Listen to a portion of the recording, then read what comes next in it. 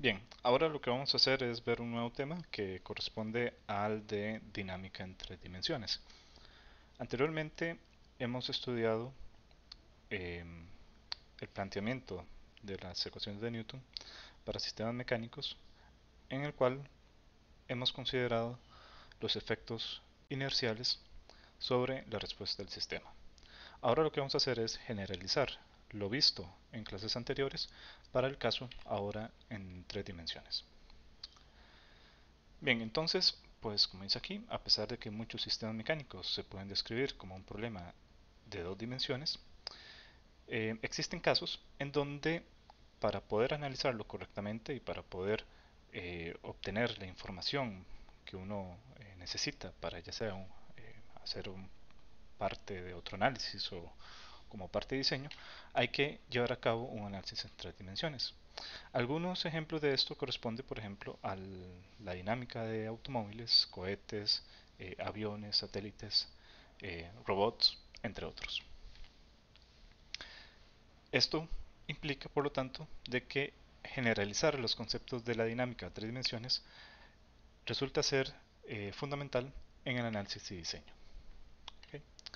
Entonces, para comenzar nuestro análisis de dinámica en tres dimensiones, vamos a retomar el concepto de cantidad de movimiento angular. Este es un concepto que ustedes vieron en sus cursos de mecánica.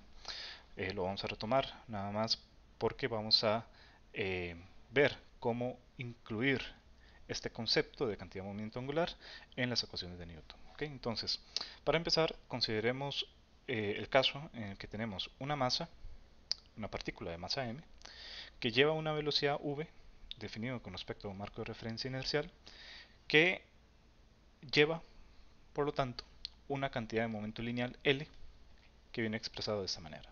¿Okay? Entonces, recuerden que en la cantidad de momento lineal L se define como, es un vector que se define como m, que es un escalar que multiplica al vector velocidad. En algunos libros, eh, sobre todo en los libros de ingeniería, L hace referencia a la cantidad de movimiento lineal, y hay otros libros, principalmente los de física, que le llaman P a esa cantidad, cantidad de movimiento lineal.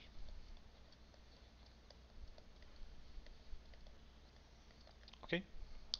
Entonces, si esto es nuestra cantidad de movimiento lineal, entonces podemos representar este caso para más adelante definir la cantidad de movimiento angular que corresponde al momento de la cantidad de momento lineal. ¿Ok? Entonces, de acuerdo con la siguiente figura, la cantidad de movimiento angular con respecto al origen O viene expresado como esto que viene por acá. ¿Ok? Entonces, como dije, la cantidad de movimiento angular no es otra cosa más que el momento de la cantidad de momento lineal. Esto que tenemos acá viene siendo la cantidad de momento lineal, L. Cuando yo llevo a cabo R cruz L, es decir, cuando lo que hago es calcular el momento de la cantidad de momento lineal, voy a obtener una cantidad vectorial que se conoce como cantidad de movimiento angular.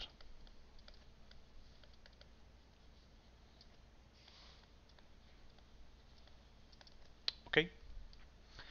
Esta h entonces viene siendo la cantidad de momento angular, que como dije es el momento de la cantidad de momento lineal. Ok, entonces este sería el caso si lo que yo estuviera calculando es una partícula, como esta que está acá. ¿Qué sucede ahora si lo que quiero determinar es la cantidad de movimiento angular de un cuerpo rígido? Un cuerpo rígido que pues podemos suponer que gira con respecto a un eje arbitrario.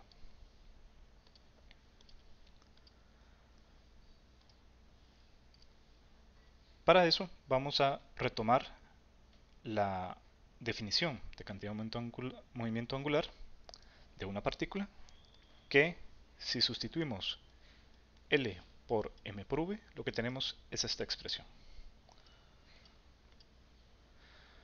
De esta forma entonces, si ahora lo que tenemos es un cuerpo rígido definido con respecto a un sistema de referencia XYZ,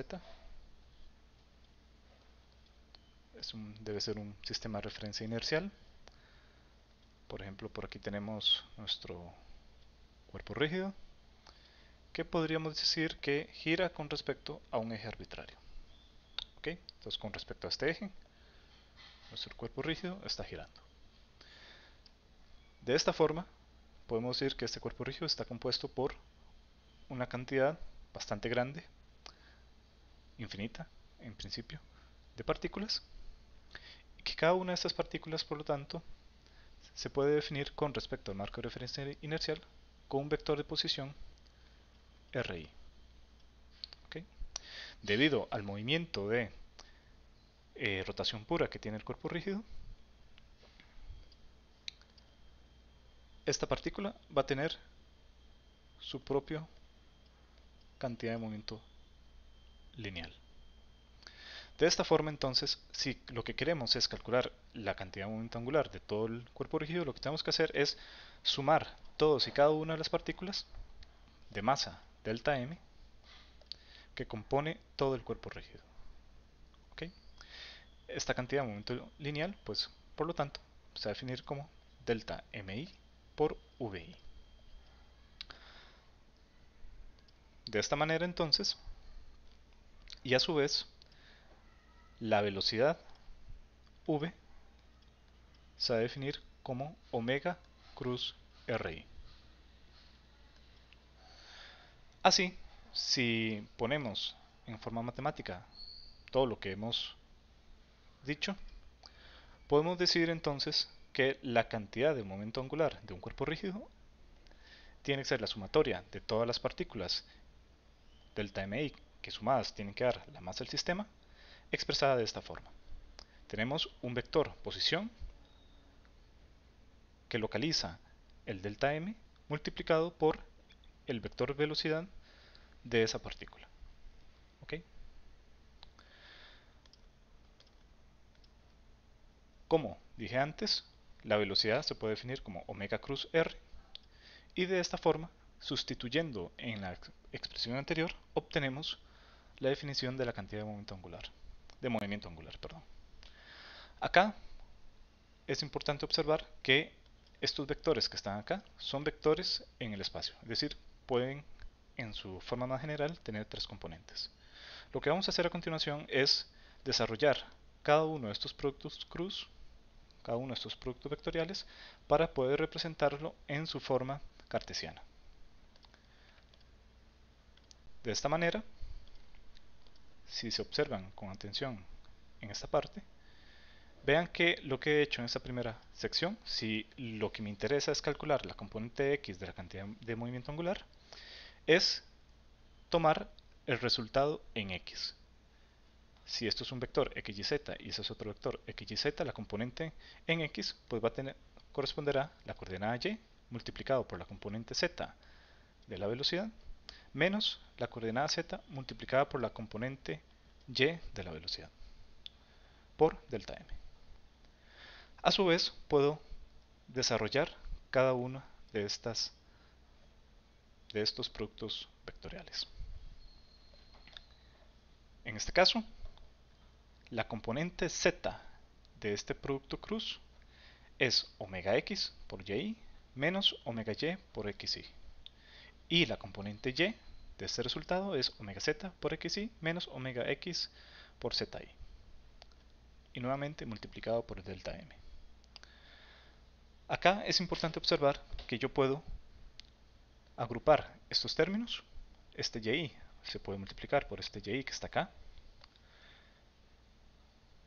Vean que está multiplicado por omega x. Y de este otro lado voy a tener omega x que está multiplicando zi por zi. Al agrupar los omega x, observo que lo que tengo aquí es la sumatoria de y al cuadrado más zi cuadrado multiplicado por delta mi. Si hago lo mismo agrupando los otros términos, por ejemplo, los de omega x, omega y, perdón, voy a tener aquí, si se fijan con atención, para el omega y voy a tener un término cruzado xy y, que es este que está acá. Este es independiente de la partícula en cuestión, por lo tanto, estos siempre se pueden sacar a factor, como un factor aparte. Y para el término de omega z, vean que hay un término cruzado que es zi, xi, que es este de acá. Si yo ahora hago que el delta m y tienda a cero, esas sumatorias pasan a convertirse en una integral. Y si hago un efecto, o perdón, un análisis semejante para hy y zy, perdón, para hy y hz, obtengo lo siguiente.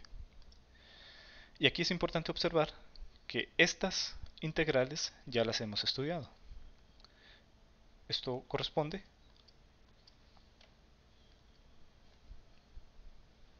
bueno, no necesariamente de centroidal, esto corresponde al momento de inercia y x, este corresponde a xy y este corresponde a ixz. Vean que lo que sale aquí son los términos del tensor de inercia. Y por lo tanto, yo puedo sustituir estas integrales por estas definiciones que habíamos visto en clases anteriores para obtener de esta manera esta expresión. Entonces, vean que por acá tengo el vector de la cantidad de movimiento angular definido como el tensor de inercia multiplicado por la velocidad angular del cuerpo rígido. Esto no es otra cosa más que el tensor de inercia, y es importante observar que si se lleva a cabo con respecto al centroide de la figura, estaríamos hablando de momentos de inercia centroidales. Esto es únicamente si se calcula h con respecto al centro de masa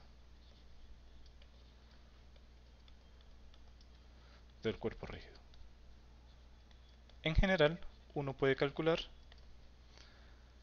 la cantidad de movimiento angular con respecto a cualquier marco de referencia, siempre y cuando sea inercial.